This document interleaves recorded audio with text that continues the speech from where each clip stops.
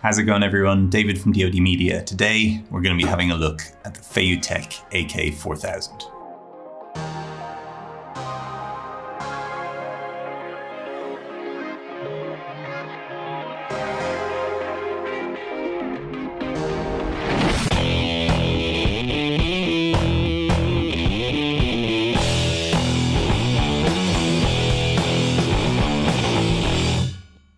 So first of all, I'd like to say thank you to FeiyuTech for sending me the gimbal and the dual handle cage system. The agreement is that I will do an honest review, so I don't accept any payments, but they provide a sample of the product for free in exchange for the honest review. And as with all my reviews, I'll test the product out first before I review it and decide whether I like it. And if I like it, then I'll agree to review it. And if I don't like it, then I won't review it. I'll say, thanks, but I'm all right. Because I don't really see the point in making product reviews of products that I wouldn't want to recommend to you because they're not products that I would use myself. So anyway, that's all out of the way now, so let's crack on with the gimbal. So as far as single handle gimbals go, to be honest, I'm quite happy with my Moza Air 2. It does everything I want it to do. It handles all of the gear that I have to put on it. And it's really what I need for a single handle gimbal, something that I hold like this. But what I was interested in trying out with this FeiyuTech is the fact that it's so modular.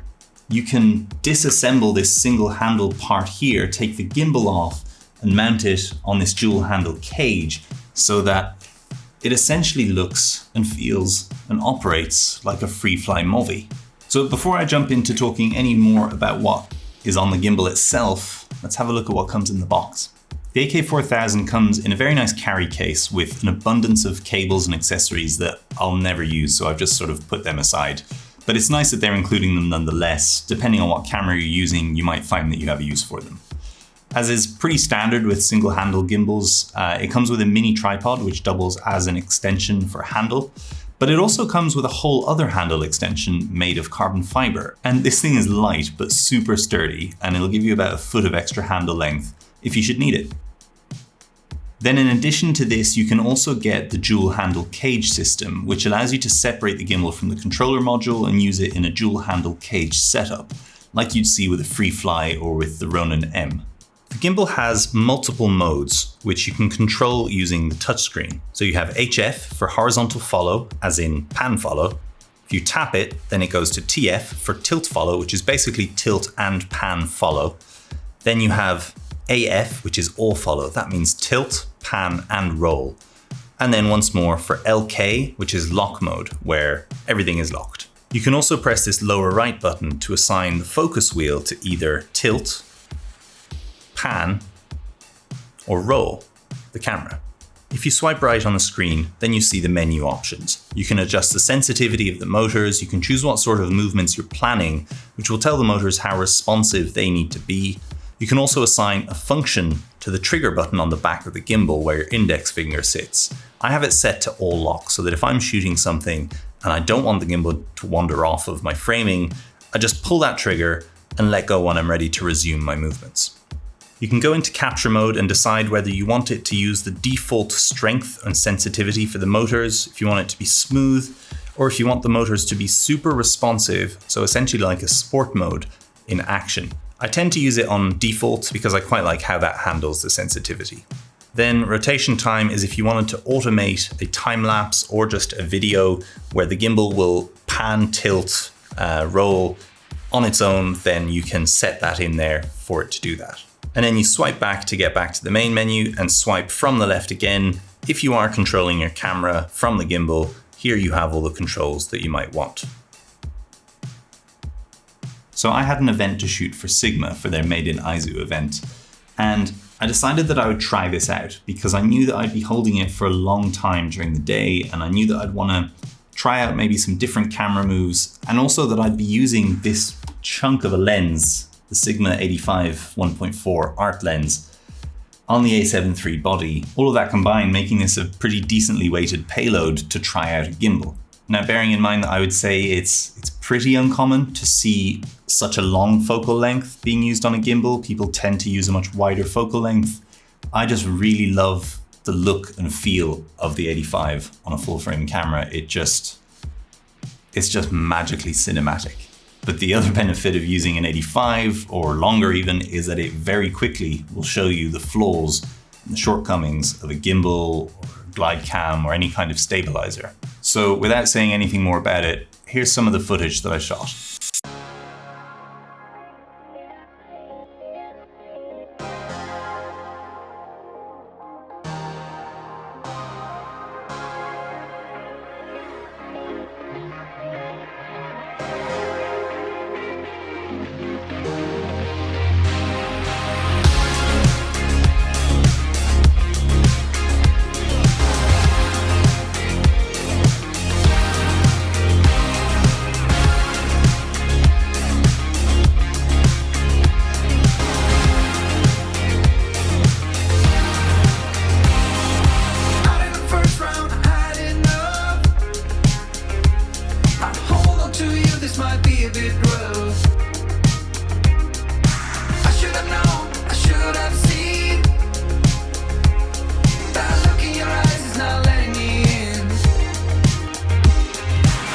Now, in my experience, when a gimbal promises to handle a certain payload, when you start approaching that payload, the motors will either conk out completely because they can't actually handle it, they're not getting enough juice from the batteries, or your batteries aren't charged enough to provide the motors with enough power to handle that payload, or your motors are going to start getting really hot. Now, this especially happens when the gimbal's not properly balanced. So right now you can see it's tilting slightly forward. That's actually because this HDMI cable is pulling it forward.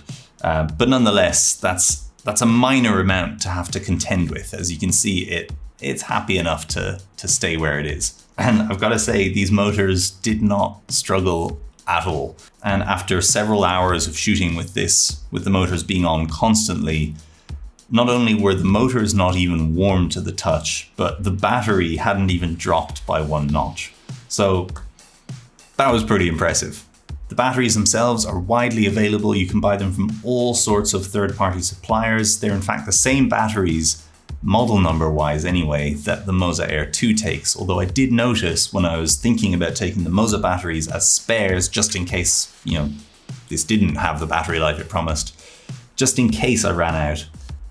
Except that the Moza batteries are about 1 millimeter longer, up to maybe 2 millimeters longer than these batteries, even though they're the same model of batteries. But the result was that I couldn't fit the Moza ones in the battery caddy for the FeiyuTech.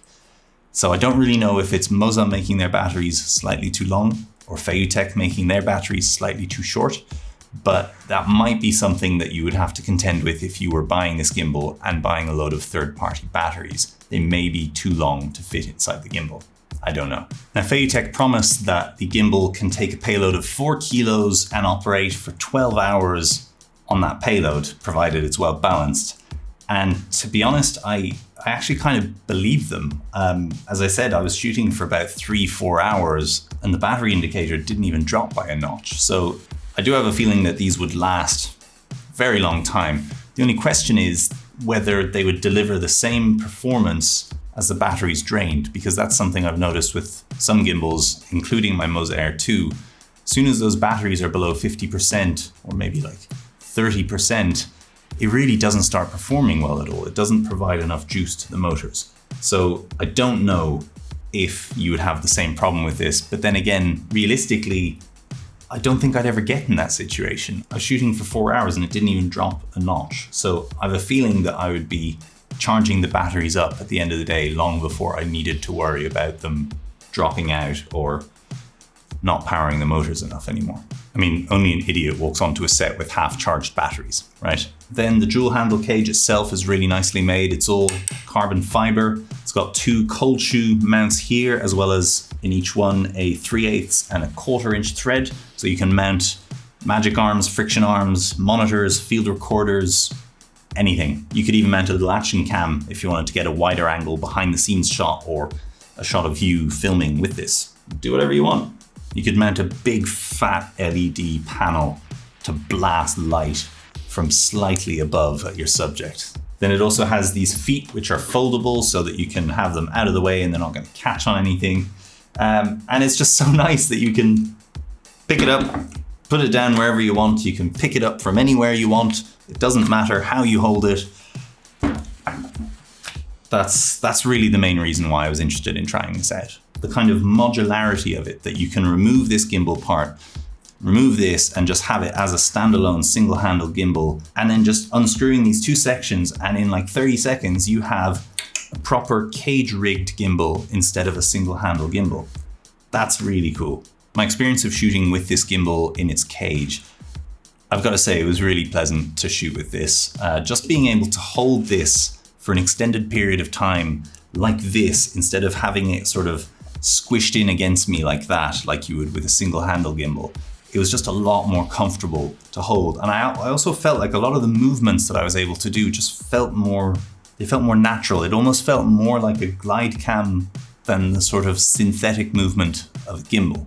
And because I could hold this gimbal anywhere in any combination, I could pass it to someone while I'm filming and they could just carry on that movement. There's a lot more creative freedom by using a setup like this rather than a single handle gimbal. And then being able to rest it for a second while you do something else and then pick it back up and go again.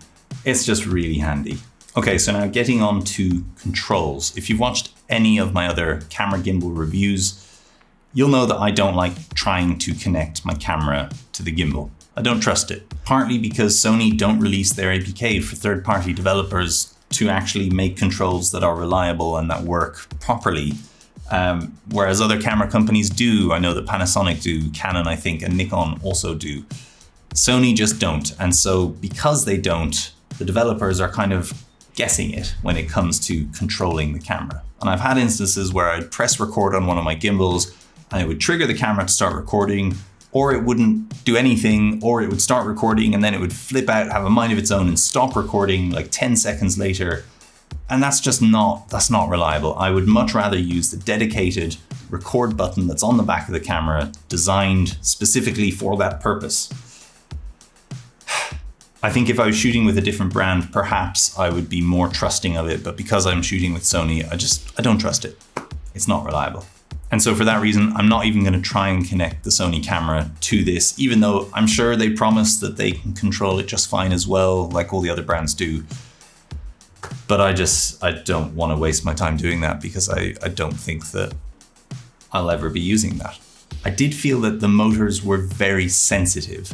Even going into smooth mode on the gimbal and dialing down the sensitivity of all the motors, I could get nice smooth movement on the pan axis, but the tilt axis was always just really responsive. There was no way of dialing that back so that there could be some kind of dead zone. In fact, there is no dead zone at all for any of the axes on this, which is a little bit problematic. It essentially means that there is no margin for error. If you're holding this and you don't realize it, but you start just drifting down a little bit, the gimbal isn't going to say, okay, I'll ignore that threshold of movement before I start actually responding.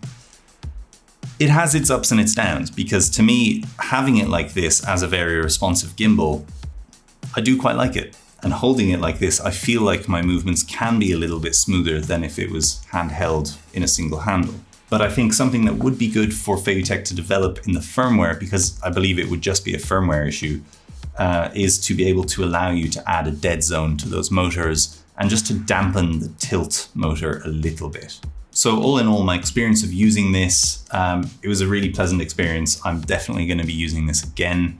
The fact that it can pack down because it's modular means that it can be separated and it can pack down and fit into my camera bag without having to take a second case just for the gimbal part, or having to jeopardize like 3/4 of the camera bag space to fit the gimbal because it has to be all assembled.